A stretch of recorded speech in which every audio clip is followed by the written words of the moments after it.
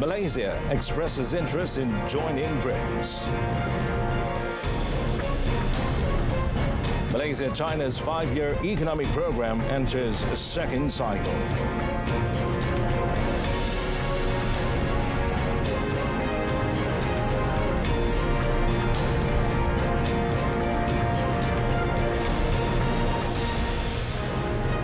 Good evening and Salam Malaysia Madani. You're watching Malaysia Tonight. I'm Muhammad Amin Carlos.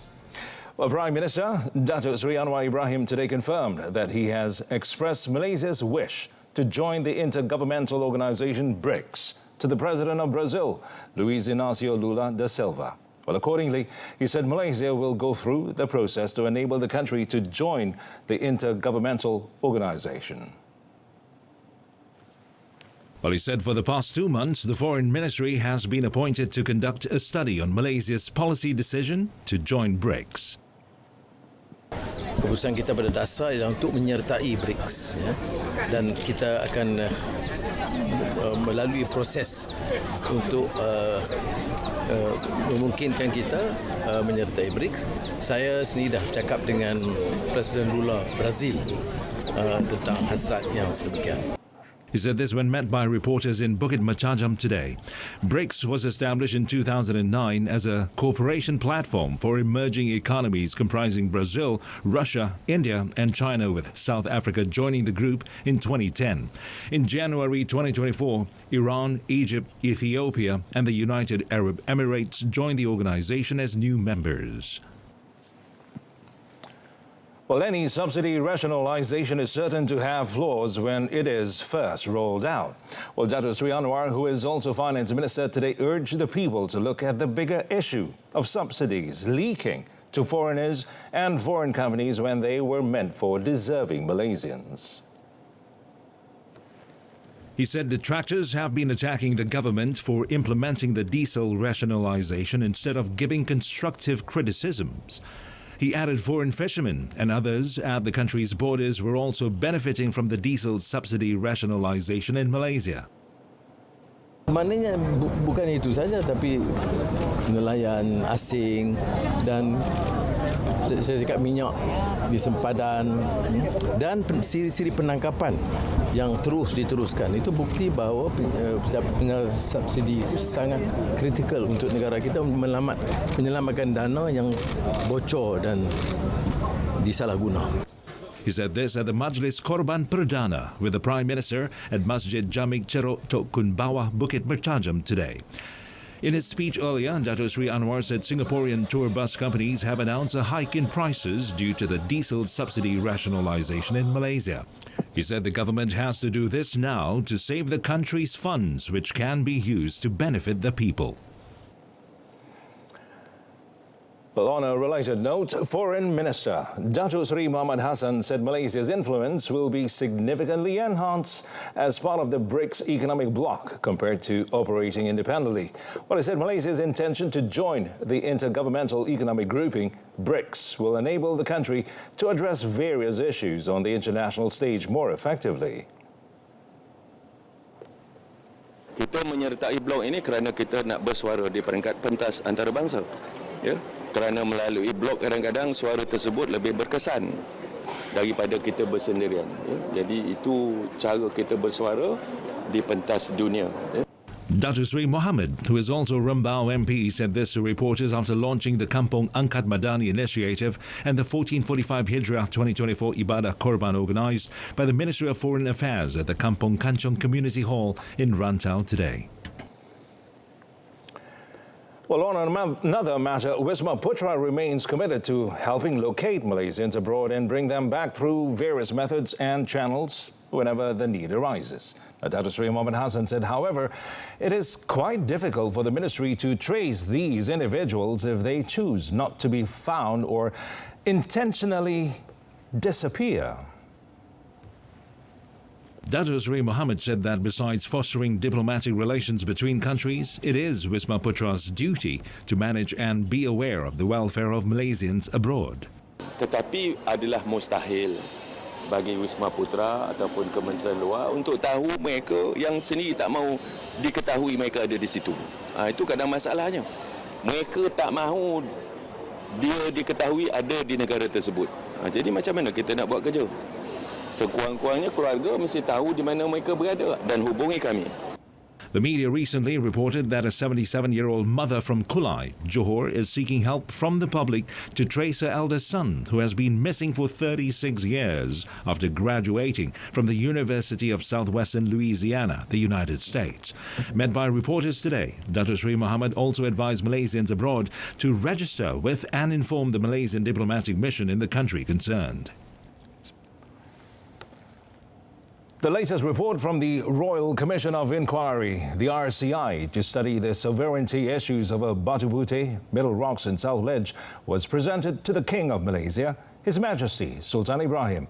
Well, a post on Sultan Ibrahim Sultan Iskandar's Facebook page stated that the report was presented by RCI Chairman Tun Mad Raus Sharif to His Majesty at Istana Negara during an audience lasting nearly an hour. In February, the Legal Affairs Division of the Prime Minister's Department announced that Sultan Ibrahim had consented to the immediate establishment of the Commission. The RCI's formation was carried out under the Commissions of Inquiry Act 1950. On 27th February, Minister in the Prime Minister's Department for Law and Institutional Reforms, Datuk Sri Azalina Othman Said, she said the establishment of the RCI was aimed at finding a resolution and moving forward with improvements regarding issues involving national sovereignty rather than assigning blame to any party. She emphasized that Malaysians, especially in Johor, deserve an explanation of the reasons and factors behind the decision not to pursue the application for review and request for interpretation at the ICJ concerning the sovereignty over Batu Putih, Middle Rocks and South Ledge.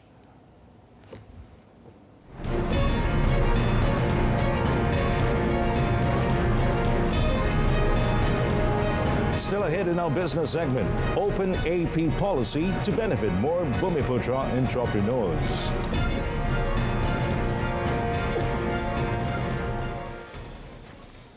Well, now the 5-year program for economic and trade cooperation between China and Malaysia is expected to be signed soon during the inaugural visit of Chinese Premier Li Qiang to Malaysia. Now, Tengku Datuk Sri Zafrul said both countries have agreed to implement the second cycle of the Malaysia-China 5-year program for economic and trade cooperation that would further deepen linkages between industries in priority sectors like high-level manufacturing and digital economy. In addition to the economic and trade cooperation, he said 2 government-to-government memorandums of understanding, or MOUs, were expected to be signed during the visit, including an MOU on strengthening investment cooperation in the digital economy, as well as an MOU on promoting investment cooperation in green development. Now, under the economic pillar, Tengku Datuk Sri Zafrul pointed out that around 60 programs will be held either in Malaysia or China, led by various government agencies, the business community and think tanks. He also said trade and investment relations between both countries have deepened since 2009, and Malaysia's trade with China made up 17.1% of Malaysia's global trade, valued at 450.84 billion ringgit. Well, adding to that, Malaysia and China are likely to discuss issues focusing on innovation and inclusiveness alongside green energy and commodities to enhance investments and economic collaboration during the visit of Li Qiang to Malaysia. Now, on the meeting of the 2 leaders, Malaysian Institute of Economic Research, or MIER, Executive Director Dr. Anthony Das expected both nations' focus to be on innovation and inclusiveness, which would support the Madani framework and further strengthen the trade, investments and services relationship. Anthony said while Malaysia's focus is to improve its competitiveness, fiscal position, debt levels, service delivery and governance, discussions between the 2 leaders are expected to center around these areas for the benefit of both nations. Meanwhile, Dato' Abdul Majid Ahmad Khan, president of the Malaysia-China Friendship Association, mentioned that besides strengthening current ties and exploring new cooperation sectors. Datuk Seri Anwar Ibrahim and Lee are expected to promote the growth of Malaysian commodities, showing noticeable growth in recent years. Regarding issues such as territorial disputes in the South China Sea, Anthony emphasized the importance for Malaysia, along with other Southeast Asian countries, to maintain a balance between economic interests with China while safeguarding sovereignty and stability. Well, Malaysia is open to joining the intergovernmental organization BRICS because it can bring various economic benefits to the country. Investment, Trade and Industry Minister Tengku Datuk Seri Zafrul Abdul Aziz said the BRICS organization is also seen to be developing smoothly for now, and some countries such as the United Arab Emirates, the UAE and Egypt have also joined the organization. Well, he said Malaysia's neighbouring country, Thailand, which is a member of ASEAN, has also expressed interest and has started the process to join BRICS. The minister further noted that MITI is currently waiting to start further discussions on BRICS, as mentioned by Prime Minister Datuk Seri Anwar Ibrahim. BRICS now accounts for a quarter of the global economy, including a fifth of the global trade, with a population of around 40% of the world's population. Well, joining BRICS will enable further diversification in Malaysia's strategic relationships, making the nation's voice heard in discussions that involve key powers, emerging or otherwise. Well, Malaysia's Institute of Strategic and International Studies Chairman, Datuk Professor Dr. Muhammad Faiz Abdullah, said whether it concerns trade promotion, development funding through the New Development Bank or NDB, or even new currency arrangements, it is critical for Malaysia to be at the BRICS table. Commenting further on the matter, Datuk Muhammad Faiz said Malaysia's intention in joining BRICS shouldn't be interpreted as a shift away from the country's long-standing traditional relationship, including with countries of the West. Well, he said the Global South is a strategic reality that cannot be ignored, and such a move is not a zero-sum game. He noted that Prime Minister Datuk Seri Anwar Ibrahim has iterated the various occasions. In the best traditions of diplomacy, Malaysia will seek to harness the complementarities between the countries' various ties. And according to him, joining BRICS is the natural corollary to Malaysia's current efforts to move the needle in the Global South agenda. Well, any Bumiputra company, including companies that have never been involved in the automotive activities, can apply to be appointed as an open AP company to engage in vehicle importation and sales activities in Malaysia effective 1st July. While the Investment, Trade and Industry Ministry, or MITI, said the move is in line with their efforts to continue to increase inclusiveness and transparency in the open AP application process. Well, through a statement, MITI said the implementation of this policy is expected to attract more Bumiputra companies to engage in the automotive industry, and the increase in the number of companies will make this segment more competitive. For Bumiputra companies that are interested, MITI said the main conditions are Sendirian Berhad status, 100% Bumiputra ownership, have a minimum paid-up capital of 1 million ringgit, and be in operation for at least 2 years. And according to the ministry, the open AP policy implemented since 1970 has successfully produced viable Bumiputra companies, not only in the segment of importing and selling vehicles, but also in key activities along the supply chain, such as after-sales service, insurance and logistics. The policy is one of the policies related to Bumiputra that is still maintained until now, and is important to achieve the target of 30% ownership of Bumiputra equity in the national economy as outlined under the new economic policy. Malayan banking, Berhad ranked 17th with $14.15 billion in revenue, leading Malaysian companies in Fortune's Southeast Asia 500 rankings for 2024. Now, the U.S. Global Business magazine stated that the inaugural rankings saw Maybank leading 89 other Malaysian companies on the list, while Singapore had 84 companies, Indonesia led with 110, Thailand had 107, Vietnam 70, the Philippines 38, and Cambodia with 2. In revenue terms, Singapore-based commodities trader Trafigura ranks first on the list, dominating with sales with $244 billion. Meanwhile, among the top 20 companies by profitability, 3 Malaysian firms secured positions. Maybank at 11th, CIMB Group Holdings Berhad at 17th, and Public Bank Berhad at 19th. According to Fortune, the 10 largest companies on the new list reported revenues of $650 billion, accounting for more than a third of the total revenue of $1.8 trillion for the fiscal year 2023 across all Southeast Asia 500 companies. Fortune Asia Executive Editor Clay Chandler said the Fortune Southeast Asia 500 list reflects a dynamic and rapidly changing region, with core economies growing notably faster than those of Europe or the US. In a separate statement, Masing Group Berhad, listed in the inaugural Fortune Southeast Asia 500, announced a higher sales target of at least 2.5 billion ringgit for 2024. Well, moving on, BMI, a Fitch Solutions company, has forecast Malaysia's health expenditure to grow at a compound annual growth rate, or CAGR, of 8.3% from 2023 to 2028, with public expenditure growing by 8.5% and private expenditure by 8.1%. But it said the positive outlook was supported by double-digit increases in the government's healthcare budget in 2023 and 2024, alongside continued advancements in the private sector. The aging population, growing burden of chronic diseases, efforts to enhance public health infrastructure and improve access for undeserved communities will drive public sector growth. It noted that Malaysia's high single-digit expenditure growth will see it outpace regional peers such as Singapore, Thailand, the Philippines and Indonesia over the medium term. Meanwhile, BMI said Malaysia will continue developing its healthcare offering to attract medical tourists, but will face strong regional competition from Thailand and Singapore.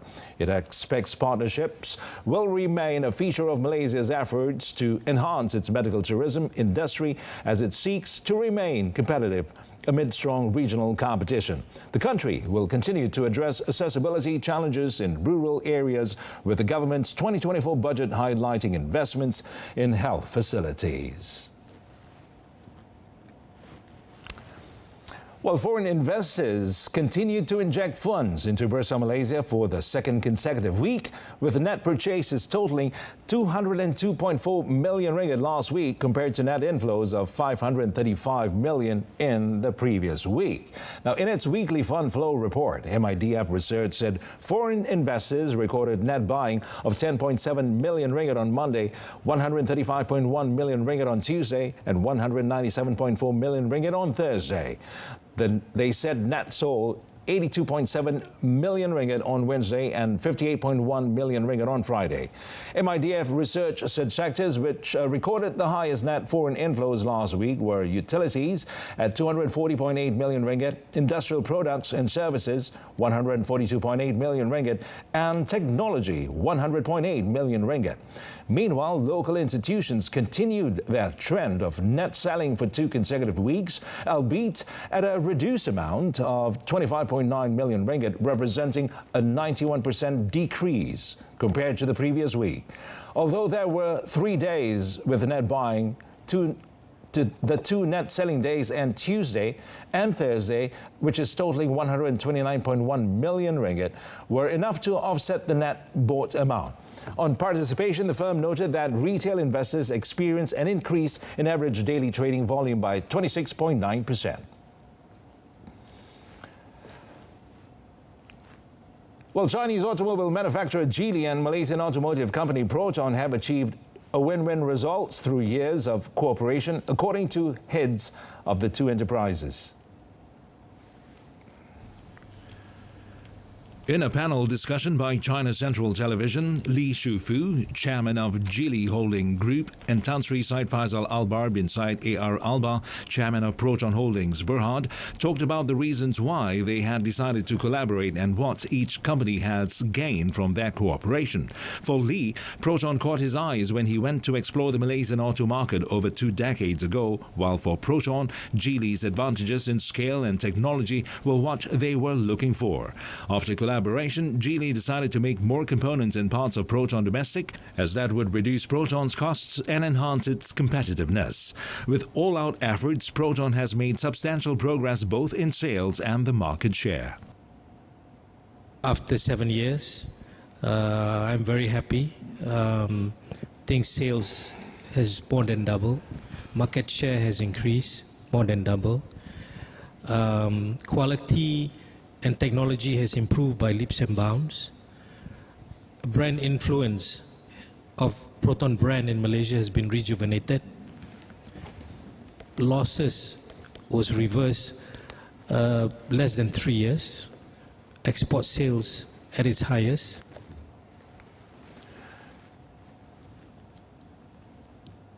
Well, the Kuala Lumpur rubber market ended lower today in line with regional rubber futures markets and declining crude oil prices. Well, a dealer said that the declining crude oil prices were influenced by weaker Chinese economic data, which weighed on market sentiment. Nevertheless, she added that further losses were capped by a weaker ringgit against the US dollar. She also said oil prices edged down today after positions and posting gains in the previous session as markets remain cautious about global demand growth prospects amid expectations of stronger supplies. At 5:07 p.m., the benchmark Brent crude oil price slipped 0.31% to $83.99 per barrel. The Malaysian Rubber Boards, or MRB, price for standard Malaysian rubber 20 or SMR 20 fell by 10.5 cent to 812.5 cent per kilogram, while latex in bulk dropped a cent to 792 cent per kilogram. Meanwhile, at 5 p.m., the MRB reference price for physical SMR 20 stood at 807 cent per kilogram, while latex in bulk was at 792 cent per kilogram. The Kuala Lumpur market was closed yesterday in conjunction with Aidil Adha celebrations.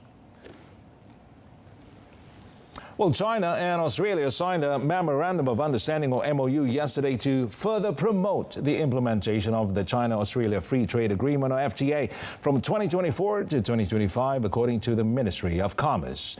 Well, visiting Chinese Commerce Minister Wang Wentao and Australia Trade Minister Don Farrell linked the MOU between the two ministries in the capital city of Canberra. The China-Australia Free Trade Agreement is the first high-level free trade agreement signed by China and the main Western developed countries since the agreement entered into force in 2015. It has greatly promoted bilateral trade and economic exchanges.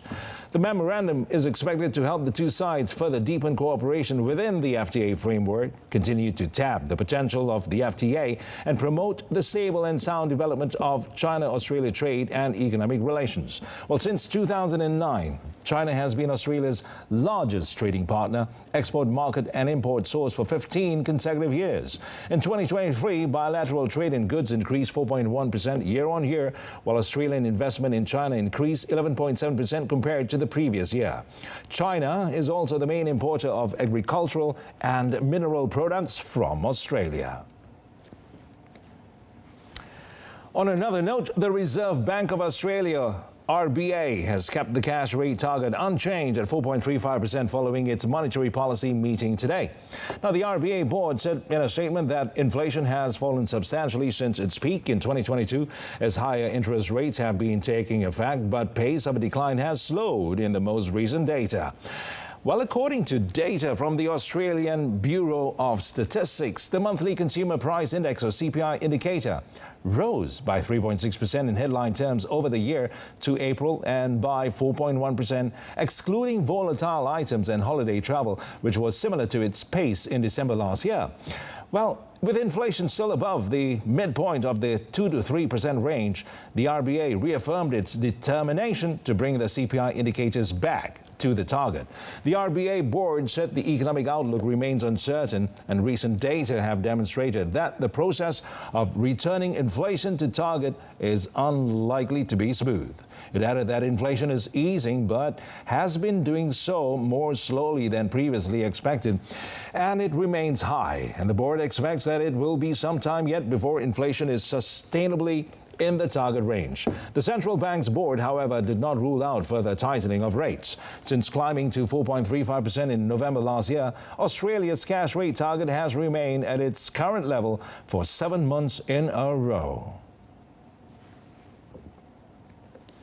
Well, oil prices edged down in Asian trade today after posting gains in the previous session as markets remain cautious about global demand growth prospects amid expectations of stronger supplies. Now, Bank of America commodity and derivatives strategist Francisco Blanc, in a client note, said the oil market shifted its focus back to fundamentals, which have been soft for some time. Well, he added that global crude oil inventories and refined product storage in the United States and Singapore, among other places, was higher. Meanwhile, global oil demand growth decelerated to 890,000 barrels per day year-on-year in the first quarter, and data suggests consumption growth likely slowed further in the second quarter. And he said in a note, China's oil refinery output slipped 1.8% from year-ago levels in May as refiners undertook planned maintenance overhauls and processing margins were pressured by rising crude costs. Markets were also looking out for further clues on interest rates and how the U.S. demand situation would pan out, as several U.S. Federal Reserve representatives will be speaking later today. Well, some analysts remain bullish on the price impact of an extension by the OPEC Plus group of supply cuts in the near term. Well, recent rebounds in complex refining margins, particularly in Europe and Asia, meanwhile, were also supportive to markets.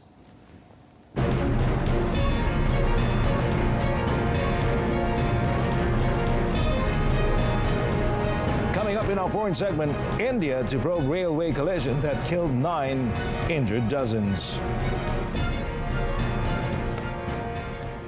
Well, Thailand's influential former Prime Minister Thaksin Shinawatra, a powerful backer of the ruling government, was granted bail today, avoiding pre-trial detention for allegedly insulting the monarchy in a 2015 interview. The court released Thaksin on bail of 500,000 baht under the condition that he is prohibited from leaving the country unless granted permission by the court. He sought bail from a court in Bangkok shortly after the Attorney General formally indicted the 74-year-old billionaire for an offence that carries a maximum jail sentence of up to 15 years for each perceived royal insult. Thaksin denies the charges against him.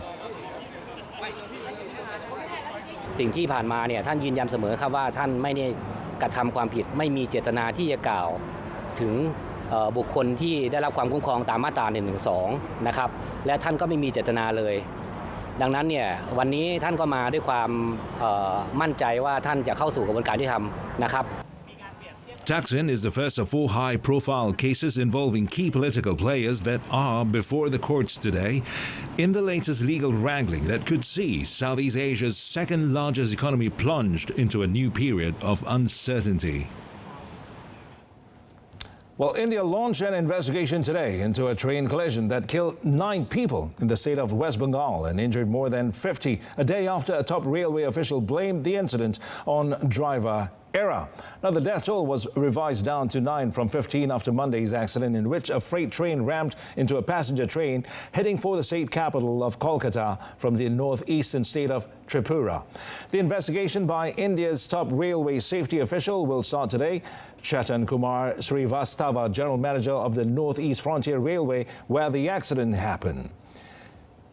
He added that the inquiry will involve eyewitness accounts, scrutiny of official documents and statements from railway officials regarding signaling and other mandatory issues safeties. Well, that concludes this evening's Malaysia Tonight. In our top story, Malaysia expresses interest in joining BRICS. Do tune in today, or rather to World Today, coming up tomorrow at 12:30 p.m. on TV2. From the river to the sea, Palestine will be free. Thanks for watching.